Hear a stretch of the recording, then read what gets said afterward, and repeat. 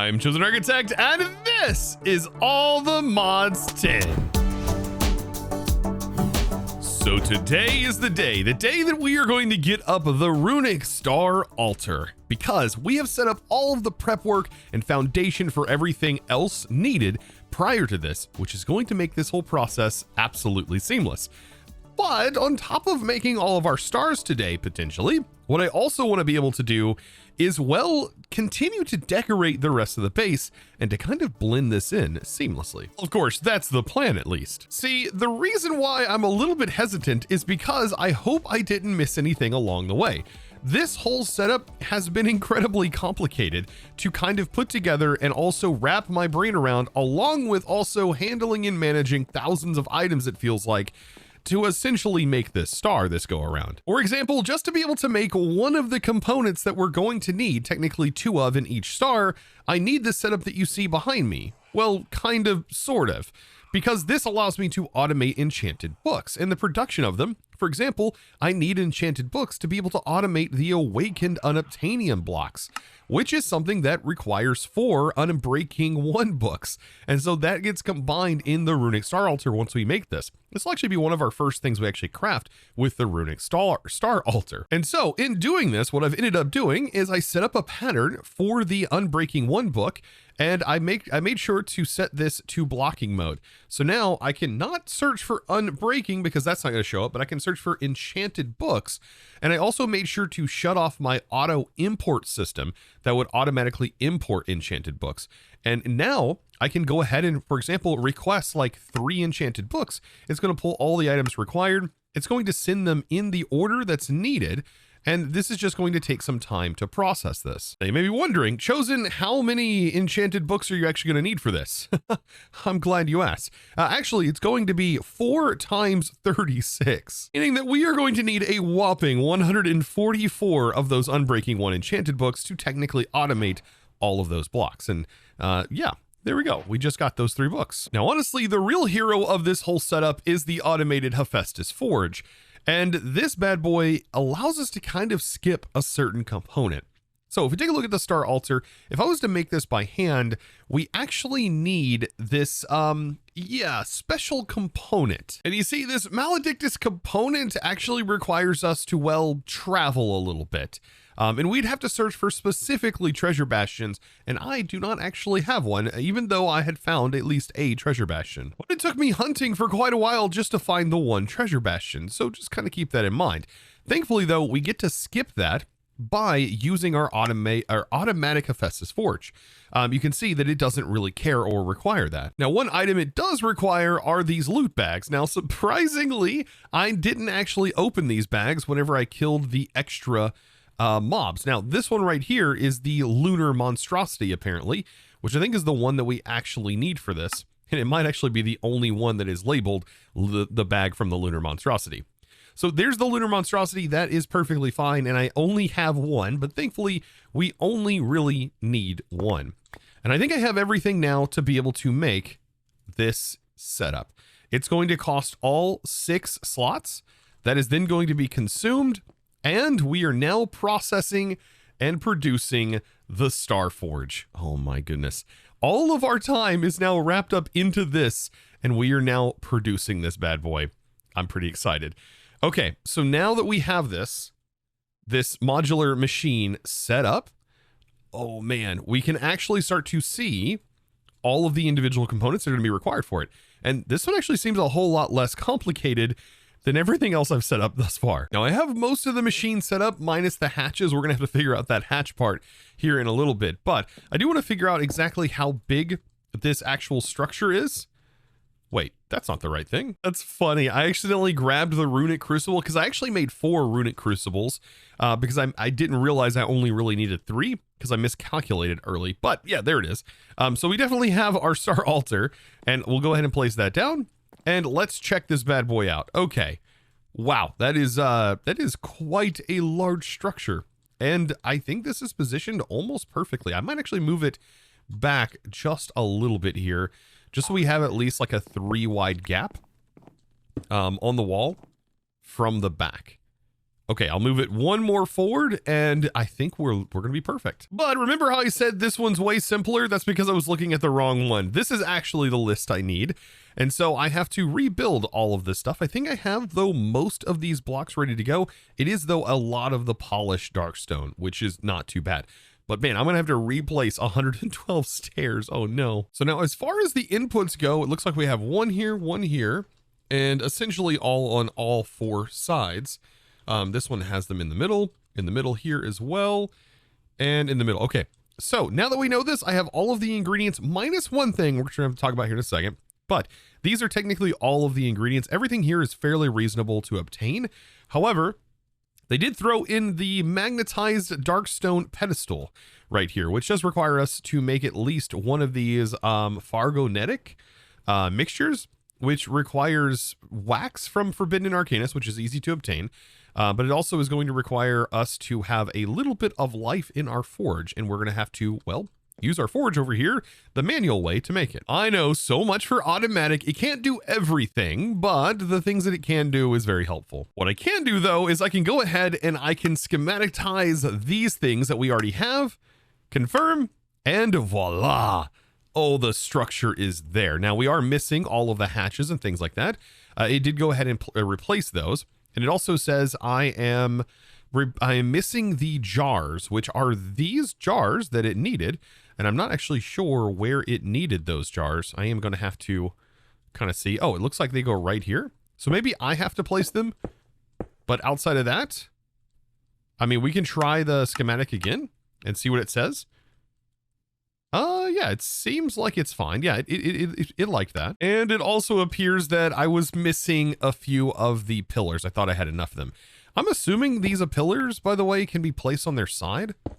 Ah, yes. And I'm assuming that's how it was intended to be put together. So I will go ahead and fix all of those. And as far as all of the stairs go, there's a lot I have to redo here. Now, I got all of the stairs placed in here correctly. They look really good, but I couldn't let you miss this part. I think this is probably one of the most satisfying parts of this, the Forbidden Arcanus mod. And that is using the Mundabeater dust, the Moondabutter, whatever you want to call it, to essentially convert these pillar blocks here. Looks really, really good. So all we have to do is right click. Ah, there we go. The conversion of all those pillars. And that right there, I believe, is almost completed. Now, for some reason, it's still saying the Utrim blocks are missing. And I don't know if in the quest on the Runic altar, if those have to be like filled jars or not, because those jars can have fluid in them. I think I'm saying these jar names right. Utrim jars. Now the Utrim jars, I really don't know. They could be filled with Ariel. That could be something that has to be done here. These are the right ones. So I guess we'll see if this actually works or not once we get everything put together here. So I'm going to get the final ingredients, these right here. And then the middle ingredient for this is a lodestone. Okay. A lodestone out of all the things. And we do have a few of them. Okay. So that should be more than fine. We'll throw that in there and hope that everything is correct. It doesn't look like it though. I found out what was wrong. I was missing this right here, but now we have everything needed and I'll give that a smack and we should be ready to rock and roll. I'm going to place this back where it belongs. Which I believe, yeah, is right on the outer edge. There we go. And this should be the final item we need. Now, we do need to take one of these pedestals and essentially convert them, but that shouldn't be that difficult at all. I love that I can accelerate that. Perfect. There we go. The the Frognetic. The Ferrognetic. I think I'm saying that right. And apparently we can just right click it on here. Yeah, there we go. So now we have the magnetized darkstone pedestal. Beautiful. And that should go right here in the center, according to the schematic. And if all is well, that should work. But we're noticing these jars are not filled. I'm going to have to check and see if this is even mentioned in the quest. Yeah, now it doesn't appear like the quest really mentions anything about it, but I have a hint because the one thing that you can put in this jar is Ariel. And I'm wondering if by putting some Ariel in there, if it'll actually work. Now, I believe the way you get Ariel in them is by basically using an Ariel bottle on it. But we are going to need to set up the automation for the potions of regeneration for this. So to do this, we essentially want to make the regeneration 2 potions. That is going to be the output. We'll set that to 3. And then what I'll do is I'll have wart first, and then gas tier, and then glowstone dust, and that should get it to a potion 2, and then have bottles last. We go ahead and define that, and remember, we have to use our advanced pattern encoder to make sure that this is set to the appropriate location. And if I forget, just like I have, I can go ahead and actually put this in here, and I know that the face for the bottles needs to be on the south, so I'll pull that back out, put that back in. And then I'll just go ahead and on this new pattern, I'll just go down here and set the target to south, pull that card back out, and now we should have regeneration potions automatable, essentially. So let's go ahead and now request this. There's our potions, and that should be our bottles, at least so long as we have this producible. Looks like this is getting consumed automatically. That's right, we do have that being produced. Perfect. So let's also create a automation for making those, just in case we need them down the road. And beautiful. Okay. So how does this actually work? I believe we can just right click the bottle onto the jar. And let's go over here and try this out. So by doing this, there we go. So now we have Ariel inside of the jar. And apparently we get 35 for the one, which is interesting. Now let's go ahead and see. Does that change anything? Okay, let's clear chat. Which, by the way, F3 and D to do that, to clear it, so we can get a clear grid. And now it's only saying 3 are missing. Ah, that's working. Okay, so that means we only need a few more of these. So perfect. So we just need 3 more. And if I right-click, I guess, at least 1 on them, then that should complete everything. That seems perfect. Now, beautiful. Let's go ahead and get these placed in. And if this is correct, everything should now be working. Okay, there it goes. Runic Star altar, and now it says no matching recipes found, which means the structure is now finished and complete. Look at that beauty. Well, almost complete. We do need to, boop, there we go, just for the added dramatic effect. So now let's talk about hatches. Now, for the star, we really, the altar, it looks like we really just need to worry about power. We need an input hatch and 1 output hatch. And that is essentially it. Now we do get given the option for 8 places or what, actually more than 8 places that we can place a hatch, but we just need to worry about having a hatch that can essentially hold this many items. Now I don't know if there is a hatch that can do this. We may have to use multiple hatches. If so, that's going to make it a lot more complicated. But this recipe right here is what we actually need to be worried about. Now I can get a better view of this if I hit U over just one of the ingredients needed to craft it, and count out how many actual slots we're going to need. And after a little bit of counting, it turns out we need at least 55 slots.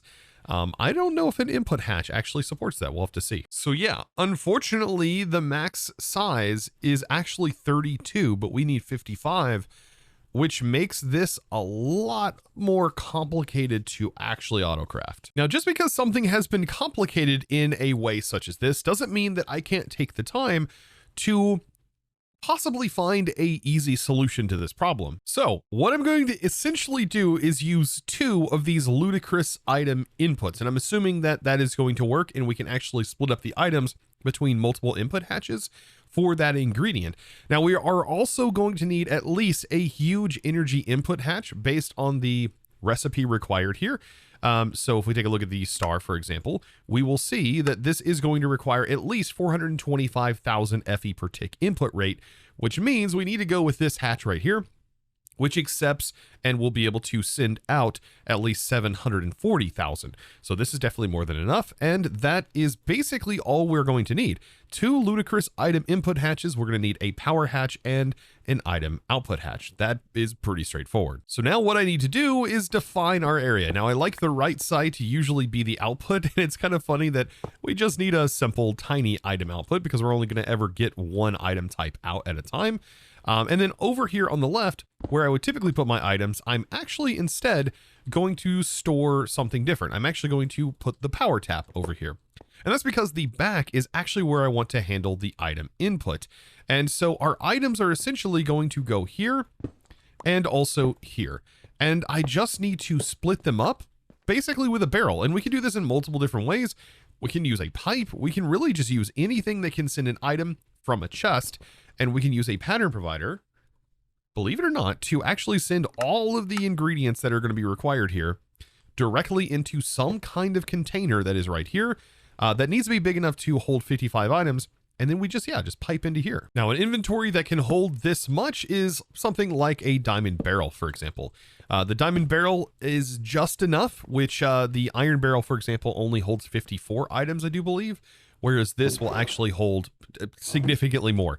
So definitely plenty. And we can use like a logistical transporter here to pull the items out. And this is going to automatically balance them, or at least I hope it will auto balance them. If not, this will fill up. There'll be no more space, and then the only other option will be to fill the other side. And yeah, this should be more than capable of doing that. We do have to put them in extraction mode though. They do not work just on their own.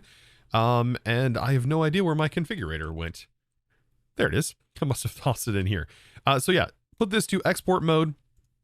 And then the only other thing that needs to be done in the back is make sure this is definitely on blocking mode, because we do not want it to send another batch of items into this setup right off the bat. Oh, I was just thinking about this. If I actually have it on blocking mode, it's actually not going to know if the items are out of here or not, because they're going to automatically get pulled, meaning it's going to send a new set automatically. So we might actually need to do something a little bit different here. And what I mean by that is, instead of using blocking mode, we're probably going to actually need to use our locking mode for once. So lock crafting. And what we're going to need to do is we are probably going to build like an import subnet that can pull the items out. And we have to make sure with this setup that we return it back into the pattern provider.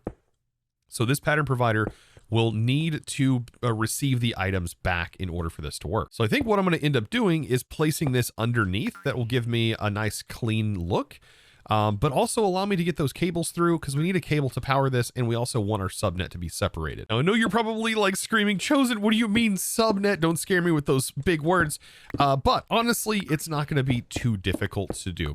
Just think of this subnet right here, which we could definitely hide, I guess, underneath here too, to make this even nicer looking. I don't know. I'm fine with the cables going down, and it kind of like shows off like parts of this structure. But essentially, we just want this to be set up like so. So we're going to have an import. It's going to run on its own cable. And then back here, we're going to put a storage bus onto the actual pattern provider. And that is going to allow the import bus to send the other ingredients right into the import, or right into the pattern provider. So essentially I will run the cable just like this, not connecting to this cable. Of course, it's different colors, so it's not going to, but we can use fiber to grant some power here, and a storage bus, if I can get storage bus spelled correctly. So a storage bus, which will work just fine. And then I will put a cable right here, quartz fiber it. Actually, we could probably quartz fiber it from right here, I think, which will work out a little bit better. And use our wrench to pop that off. And then what I'm going to do, storage bus right here, right? And then I will run this cable just like so. And so what should happen is this importer is now powered. And like I said, it's going to return this back into the pattern provider, thus completing the whole setup. And I think the locking is going to be a lot simpler for this project. I don't think we're going to be able to use the blocking mode with this inventory. Now, if there was an inventory that had 55 blocks, it'd be as easy as slapping a pattern provider on it, just like we've done with everything else, and essentially just letting it know that it has the items in there and use blocking mode. But yeah, locking, and this is how you can do locking mode. Now, to make it fast enough, throw some acceleration cards in here. That's going to be incredibly quick, and that's going to be the least of our worries as our inputs. Then for power, I went ahead and slapped on a nitro gate. Those have a limit of 1 million FE per tick, which is completely enough to keep up with what's in there. And now we are ready to set up some autocrafts, I think. And one of the first things we definitely want to autocraft is the awakened unobtainium vibranium alloy block. It sounds like a lot, but yes, we do want to do this. So let's go ahead and make a pattern for this. So we go up here and we just need to basically highlight the encoding pattern, just like you see here. And that is going to be everything required. I do have an Unbreaking 1 enchanted book on auto request. So we place this in and we just put that inside of our pattern provider in the back. And I think that is basically all we're going to have to worry about. Now, I didn't have to use an extended pattern provider. I could have used a regular one. That really doesn't matter here. But let's take a look at our alloy blocks. And we have enough of those. The 37 here, I think, is the correct amount. I might have to double check. Yeah, it's actually 1 over. We really just need 36 of them awakened in order to make the 18 stars. So let's take a look at our pattern here. Here's the awakened version. And let's go ahead and just request 2 for right now, just to make sure that our locking mode is correct and that this is actually processing. You can see it's processing right here. And let's just hope that our crafting situation works, because by crafting 2, that is going to make sure that our recipes are correct and are working. And it looks like we got 1, but we are hanging up here. That might be because it has to request enough enchanted books, which I think is the issue. Yes, there we go.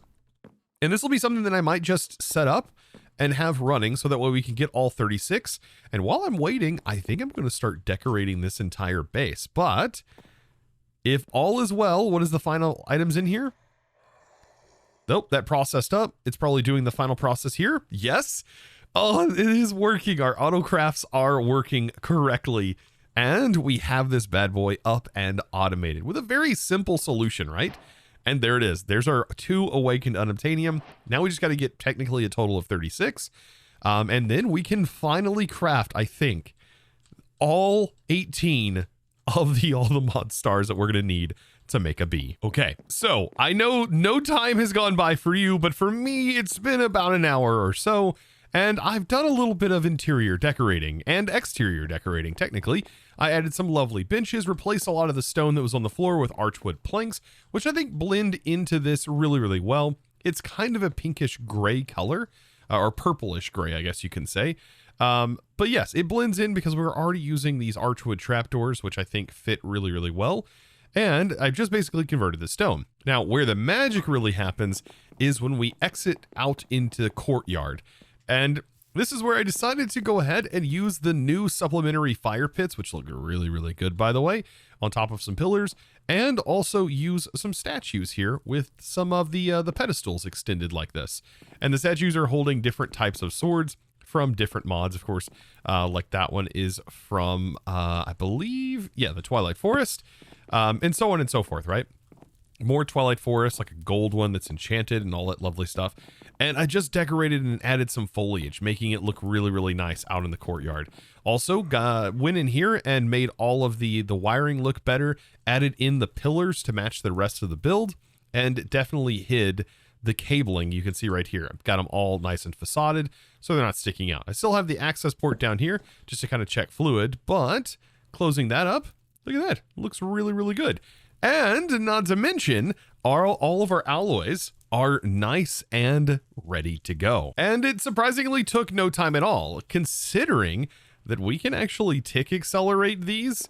Yeah, if you just, accelerate the controller, it does accelerate it. So yeah, if you think it's a little bit slow, just give it a couple of boops with your crystal staff or your time wand, whatever it may be. And yeah, it's good to go. Now, I think at this point, it's just simply time to make the star, or at least our first star. And this is also going to sort of test everything that we've done thus far. And boy, oh boy, am I a little bit nervous about this. Now, I do want to go ahead and take all of our pillars down. Now, if you got the world download prior to all of this, they would all be stored in here like this. But of course, I need these. And I need all 18 of them to technically be in my storage. All right, so now the moment you have been waiting for. We should be able to now craft and even auto craft our first all the mods star.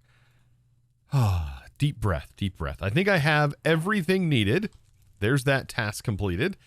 And if I take a look at our actual all the star setup here, all of these are completed, minus the Patrick Star, which we do have to get the automation set up for. But besides that, I think we're almost ready. So yeah, I guess we should go ahead and actually request the Patrick Star, right? Too bad SpongeBob isn't a star. Wait, what? I should have said that in the Patrick voice. Let's go ahead and get this bad boy set up. So for this, we are going to need concrete, magenta, pink concrete, Looks like magenta concrete, green powder, lime, and concrete powder. And we just need to make sure all of these are automated. Very easy to do since we have mystical agriculture. And that's honestly thanks to the power of this recipe right here, allowing us to use water essence to convert it immediately into concrete. So now let's do this. Let's go ahead and make Patrick Star and automate it. Now, the infused Patrick Star is what we can use later on. This would be what allows us to automate the production of even more stars after we make our 18 here, which is something we're probably going to want to do. But as of right now, this right here is what I want to make. So let's go ahead and request this. It generates a single Patrick Star. These are all of the ingredients required. And this is what actually was done inside of Create back in like all the mods 9 and previous versions. But unfortunately, we do not have Create as of right now. So this is what we get stuck with. So I don't know. I find this to be kind of cool. This runic altar is kind of a beautiful little structure here. But yeah, let's go ahead and make our first Patrick Star, and we can request that. Looks like it's going to consume water. I actually don't know where the water's coming from though. There shouldn't be a recipe that uses this. Aha. And this is where you might want to check your recipes from time to time, because stuff like this can happen. I accidentally ended up encoding the wrong thing. Like I encoded the water bucket in here instead. I mean, the water bucket works fine too, especially if you have unlimited water. It would work out just, honestly, I should be using the water recipe because it'd probably be a little bit better. But there we go. So now we can request a single star, and if all is well and everything got piped in correctly, you'll see it processing. Oh, it's so good. And we should have watched it from the back here, so we could have seen it split the items. I definitely want to see what this looks like when we insert the star. But there we go. We have now auto-crafted a Patrick Star. We definitely want to put this in our inventory, but I do need to get at least one of all of these dyes in here in order to complete this quest. And honestly, the easiest way to do that is just simply do this, and then we can request, for example, a star, and I'll just pull out the items. So I requested the star, all of the items got placed in here, and this will allow all of those quests to just get instantly complete. And then you just put it back in and then, well, have it actually craft the thing, which is what we want. I'll just make sure to set that so we can see all of the items flowing in super fast. And there we go. Patrick Star quest complete. And that should lead us into this right here. And man, I tell you what, nothing is more satisfying than looking at this entirely completed quest line. I mean, everything is completed here. We have everything rounded up and it looks good. The only thing we have to do is just actually craft the star. I'm going to go ahead and pull in all of the items because I know it's super satisfying to hit that button. And here is everything that we got as a quest reward from that. There's a lot of stuff. There's a lot of stuff in here. Oh my goodness. Bee eggs, all kinds of things like casings, things I don't even think I've seen before. Oh my goodness. Whatever this is, the Althemodium block. Is this a joke? What? You can't do me like that. Had that thing renamed. Look at that. I can't believe them. Yeah, and just like that, there's the vibranium block. Oh my gosh. But I think it is time.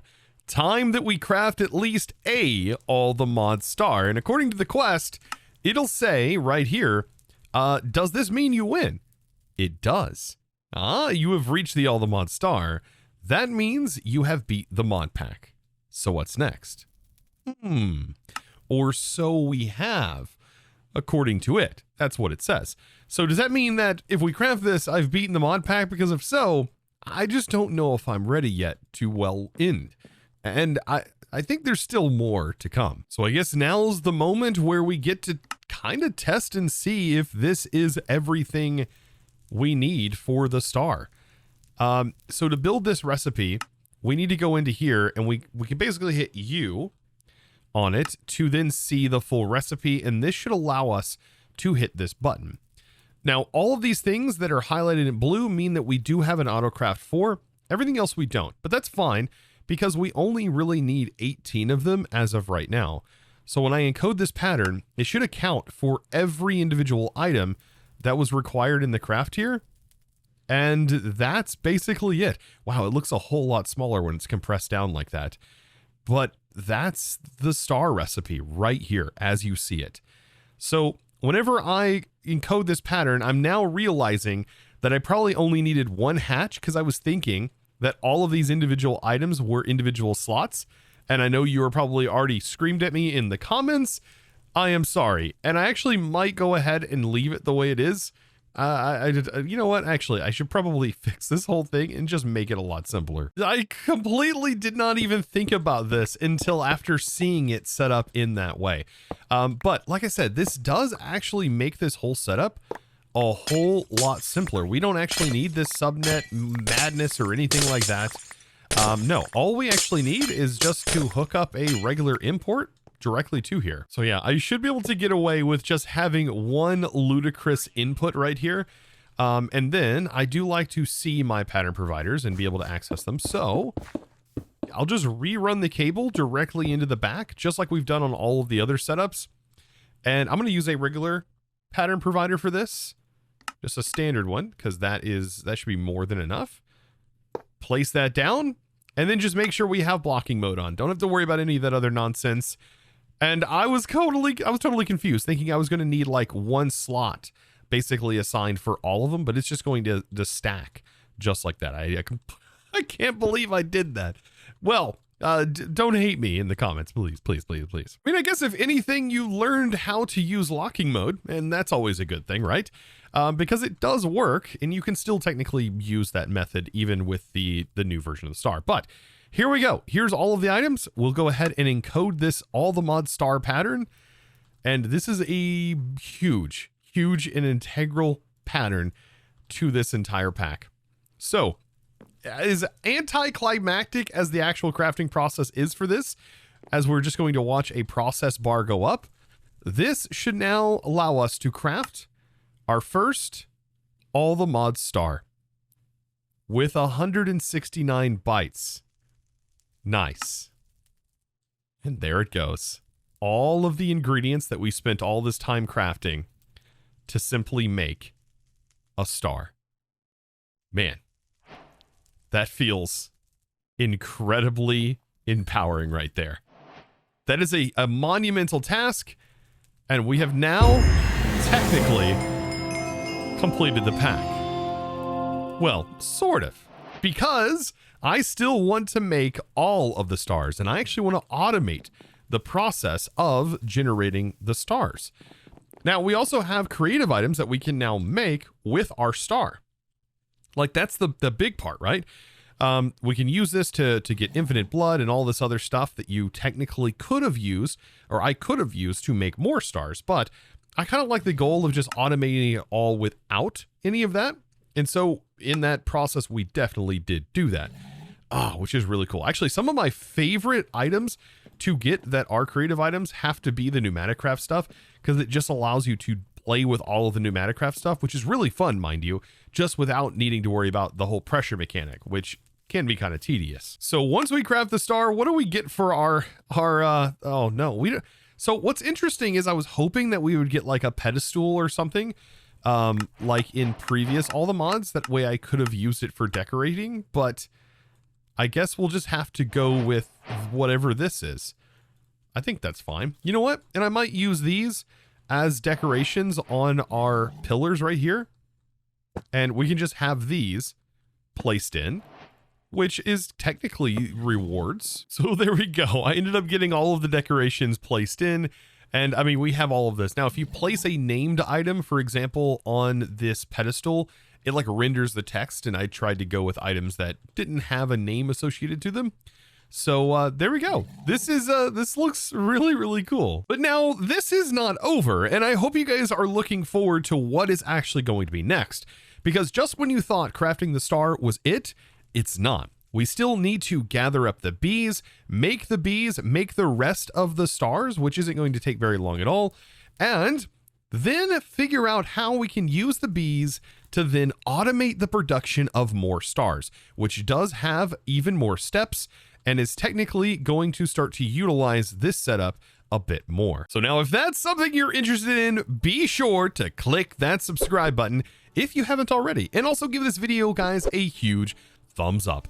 This has basically been all of these episodes combined directly into this one episode you can see right here. And well, all of that work that we put into those now pays off. and I hope you enjoyed. And I hope you've enjoyed this series thus far, as it really does mean a lot to me that you guys even watch these videos in the first place. So, from the bottom of my heart, thank you very much.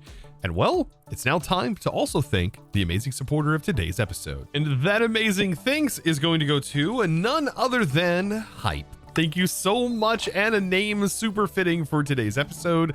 I hope you guys did get super hype, and thank you as well for your amazing support and choosing to support me over on the Discord by becoming a Discord premium member, and of course supporting in one of the best ways possible. Guys, I look forward to seeing you in the next one, and as always, thanks for watching.